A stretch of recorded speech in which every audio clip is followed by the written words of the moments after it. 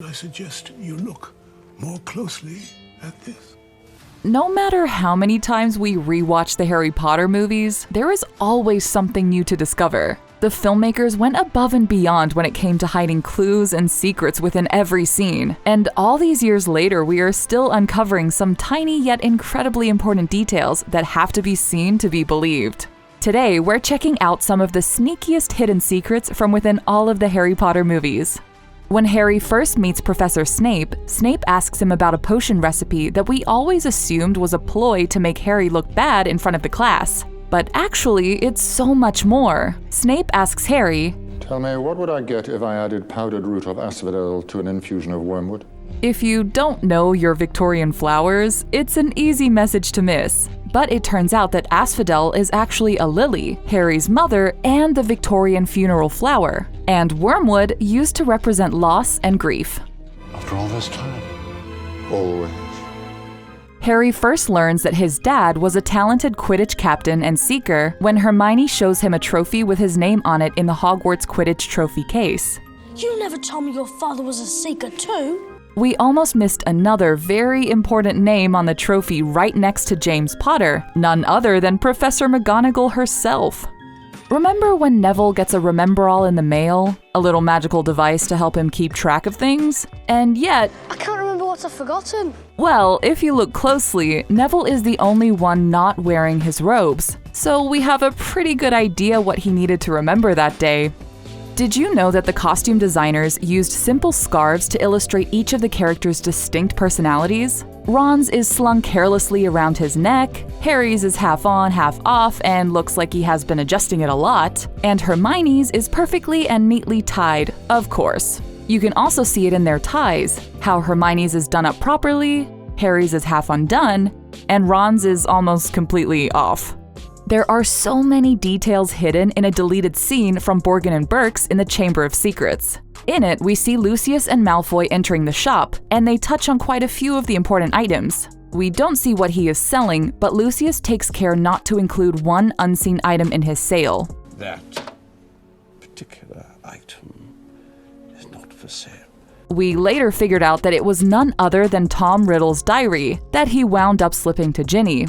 In the Chamber of Secrets, they used a super subtle lighting trick in a really amazing way. When Harry is first reading Tom Riddle's diary before he gets pulled inside, he is lit with one candle that flickers off of his face. Once inside the diary, everything surrounding him is black and white, except for the same candle flicker that's on him. Whoa! While Gilderoy Lockhart had many wizards and witches fooled, the filmmakers left a few little hints lying around that, if spotted, would make us wonder what exactly he was hiding. One of those hints is definitely his wig. That's right there on his desk is a blonde wig, leading us to believe that even his golden locks are a lie. You're a fraud. You've just been taking credit for what other wizards have done.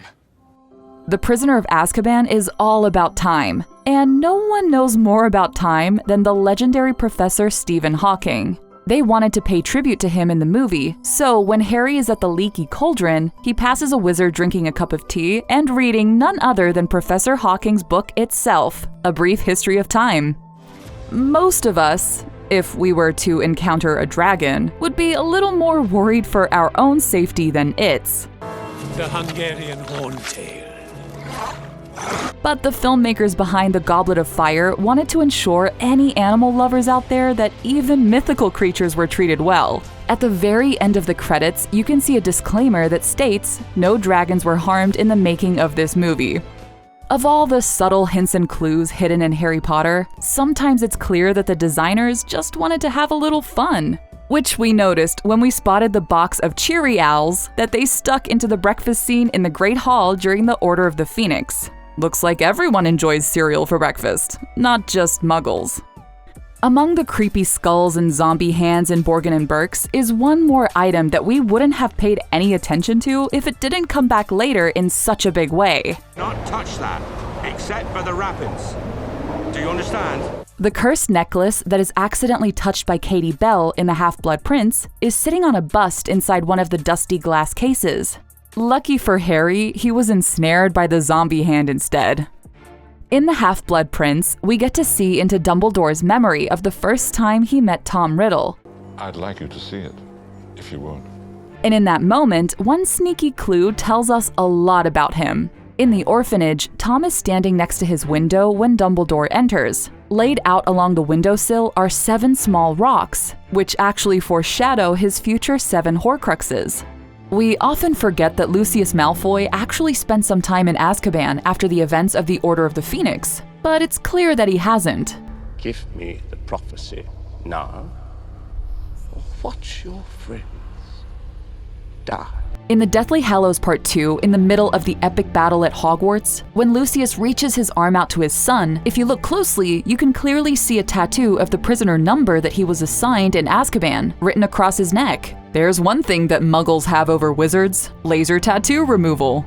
A lot changes for the trio over the course of the Deathly Hallows, but one subtle change for Hermione let us know subconsciously just how long they had been hunting Horcruxes for. If you watch closely, you can see that Hermione's hair actually gets quite a bit longer as the Deathly Hallows Part 1 goes on.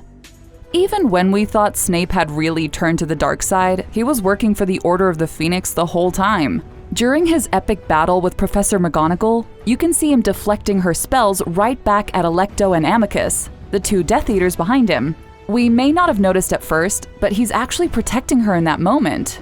During the Deathly Hallows Part 2, right before the Battle of Hogwarts, something Professor Slughorn did caught our eye, even though we never noticed it before. Right as all the Hogwarts teachers are making their way out of the school to cast a protective spell, you can see Slughorn taking a drink of something in the background. It might be fire whiskey for courage, but some also think it could totally be liquid luck. Yes, Miss Granger. Liquid luck.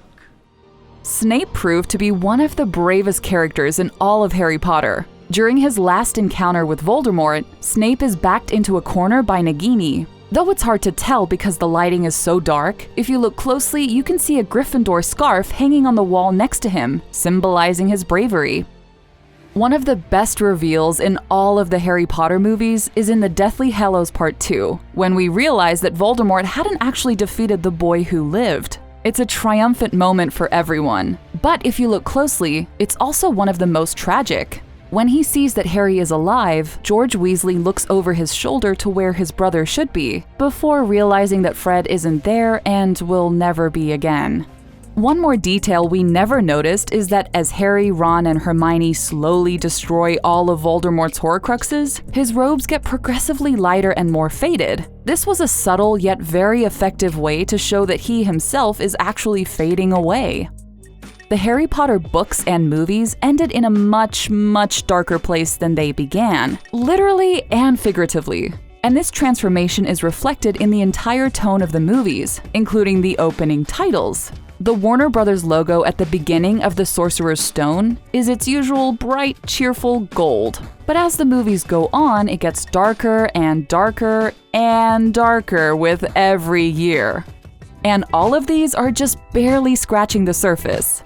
If you caught any other hidden details in the Harry Potter movies, we would love to hear about them. Our favorite from this list is definitely Gilderoy Lockhart's wig. Thanks for watching!